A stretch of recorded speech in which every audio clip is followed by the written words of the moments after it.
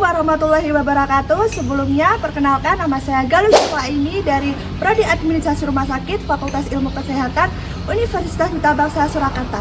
Tujuan saya untuk membuat video ini untuk memenuhi tugas akuntansi biaya. Selebihnya, simak lebih lanjut videonya.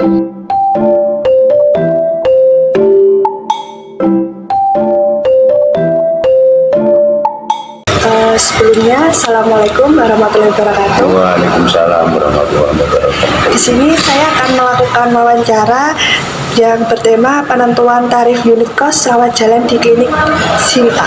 Sebelumnya, boleh perkenalkan Bapak? Perkenalkan, nama saya Daryono. Saya selaku bagian tata usaha di Klinik Pratama Petaunan Media di Langsung saja ya Bapak, pertanyaan pertama, apa saja komponen biaya yang biasanya diperhitungkan dalam penentuan unit kos layanan rawat jalan? Jadi untuk biaya unit kos di klinik terutama khususnya di rawat jalan, jadi ada biaya obat, kemudian biaya jasa dan biaya tindakan. Selanjutnya, seberapa sering klinik melakukan evaluasi terhadap unit kos rawat jalan? Untuk evaluasi di klinik Pratama Petaunan Media ini sudah kita lakukan setiap bulan sekali. Walaupun yang tidak terjadwal setiap minggu itu tetap kita ada evaluasi di khusus nakes. Jadi apa kekurangan, apa yang perlu dipersiapkan yang terkait dengan peningkatan kualitas layanan. Jadi secara umum kita memang di manajemen ini sebulan sekali. Di akhir bulan itu kita adakan rapat evaluasi. Selanjutnya, bagaimana cara klinik menghitung biaya tenaga medis dalam unit kos rawat jalan? Untuk tenaga medis memang kita perhitungkan gitu di sementara ini karena memang klinik ini masih belum stabil dan untuk pembiayaannya memang masih mengalami istilahnya itu belum bisa surplus, masih ada beberapa kekurangan yang upayakan untuk bisa memberikan istilahnya itu insentif kepada tenaga kesehatan. Yang pertama ya kita perhitungkan jasa transportasi, kemudian juga jasa tindakan. Saya berikan contoh, kalau transportasi ini memang setiap hari dokter itu 100.000, kemudian untuk nakes bidan perawat itu 50.000. Kemudian ada lagi nanti biaya tindakan, contoh kalau ada hitam atau ada tindakan kecelakaan dan sebagainya di gawat darurat, itu kita berikan istilahnya itu fee untuk biasanya itu ya uang lelah semacam itu. Kalau saya contohkan hitam itu bayarnya 600, itu yang 200 untuk tenaga medisnya, baik itu dokter maupun perawat. Selanjutnya, seberapa besar pengaruh jumlah kunjungan pasien terhadap unit kos rawat jalan, Bapak? Karena untuk unit kos rawat jalan kita kan setiap pasien itu yang umum yang tidak ada tindakan, jadi intinya periksa umum itu kan hanya 50.000. Jadi sehingga memang kalau di lingkungan masyarakat ini dianggap masih sangat murah, sehingga itu berpengaruh besar terhadap tingkat kunjungan pasien. Saya contohkan di bulan pertama itu mereka masyarakat belum tahu, hingga tingkat kunjungan masih rendah. Tapi memasuki bulan kedua, bulan ketiga, bulan keempat ini sudah mengalami peningkatan, dan ini sudah saya istilahnya lakukan survei-survei kecil-kecilan.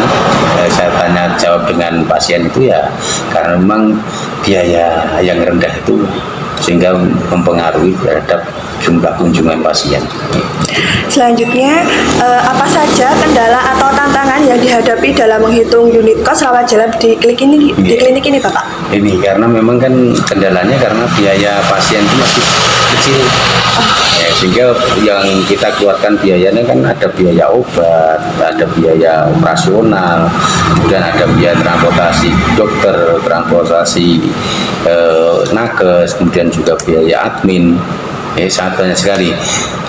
Kalau kita hitung sebenarnya pasien ini perlu kita tingkatkan sementara ini rata-rata kita per hari kan 5 sampai 6 pasien, sehingga kalau kita hitung untuk kos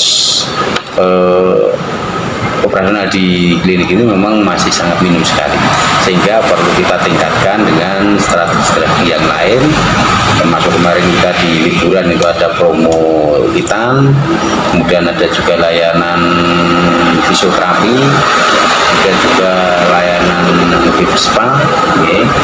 Jadi ini yang memang perlu kita tingkatkan terus sehingga agar bisa menutupi biaya operasional di klinik ini. Jadi memang ya kendalanya masih terbatasnya pasien, kemudian rendahnya biaya.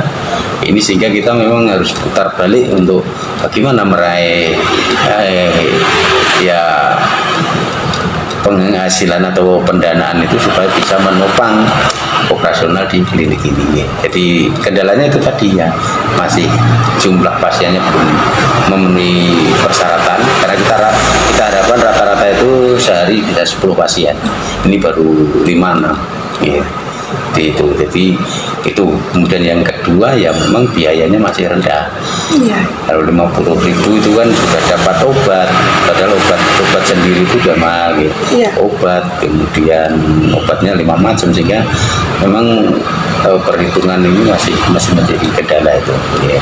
Kemudian yang ketiga, sumber-sumber dari yang lain itu memang belum. Jadi karena layanan kita masih terbatas. Ya, kalau layanan nanti sudah tambah lagi mungkin akan lebih bagus. Dalam hal ini ya biayanya akan lebih bisa menopang untuk pembiayaannya. Jadi karena memang layanan masih sangat terbatas. Itu dari 3 hal itu yang memang tadi satu itu katanya jumlah pasien masih belum memenuhi target. Kemudian biaya periksa itu masih rendah, murah. Kemudian yang ketiga memang unit layanan yang kita kembangkan belum banyak. Terima kasih Bapak untuk wawancaranya sudah selesai, sangat bermanfaat bagi saya. Terima kasih untuk waktunya untuk menyempatkan sore hari ini. Wassalamualaikum warahmatullahi wabarakatuh. Sekian dari saya, wassalamualaikum warahmatullahi wabarakatuh.